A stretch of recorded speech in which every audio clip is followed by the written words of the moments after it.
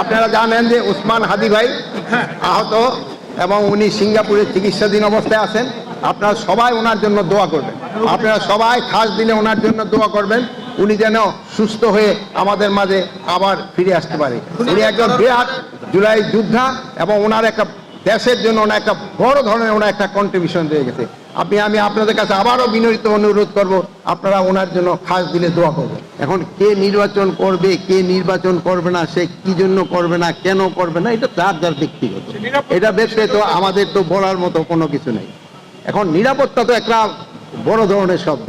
তা আপনারাও আজকে সবাই তো এখানে আসছেন, আবার আপনারাও তো বলতে পারতেন যে আমি ওর নিরাপত্তার সংকট আছে, আমরা কেউ আসবো না।